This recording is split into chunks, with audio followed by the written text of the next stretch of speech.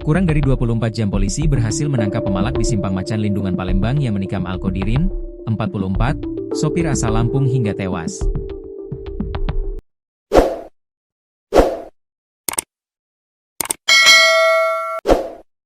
Kabar ini dibenarkan Kasat Reskrim Polrestabes Palembang AKBP Andri Setiawan saat dikonfirmasi. Benar 2 dari 4 pelaku sudah berhasil ditangkap anggota Satreskrim Polrestabes Palembang Osmnal Pidum, ungkap Andri, Selasa, 25 November 2025. Penangkapan dilakukan oleh tim Opsnal Pidum Polrestabes Palembang yang dipimpin Kasubnit Osmnal Ibda Popai. Hingga saat ini petugas masih di lapangan melakukan penyelidikan mendalam dan melakukan pengembangan. Sabar ya, saat ini masih dikembangkan, kita juga masih mendalami peran kedua pelaku ini, tegasnya. Kronologi penusukan.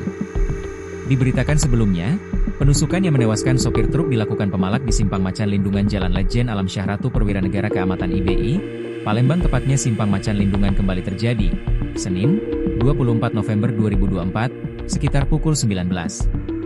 Korbannya adalah Alkodirin, 44, warga Simpang Tulung Itik 2 Kecamatan Gunung Sugi Kabupaten Lampung Tengah.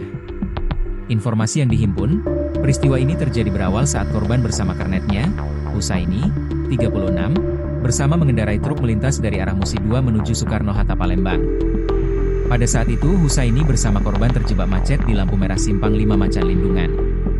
Terjebak macet awalnya di lokasi tersebut, katanya Husaini kepada petugas.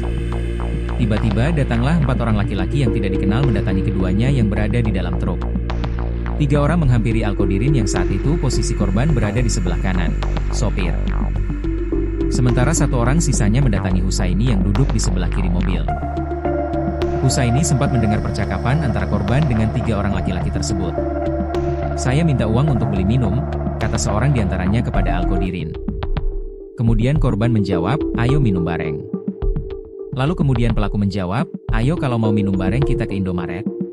Korban pun lantas memberikan uang Rp2.000. Akan tetapi pelaku marah dan tidak terima, lalu korban langsung menginjak gas akan tetapi ditahan oleh 4 orang pelaku. Diberikan uang Rp2.000 oleh korban. Tetapi pelaku ini marah dan diadang 4 pelaku, katanya. Korban yang merasa ditahan lalu turun dari mobil, kemudian para pelaku berlari minggir ke tepi jalan. Kemudian korban kembali ke mobil lagi dan mengambil 1 buah besi. Sementara 4 orang pelaku datang lagi ke mobil dengan 1 orang membawa pisau, 1 orang membawa batu dan 1 orang membawa bambu dan 1 orang lagi dengan tangan kosong.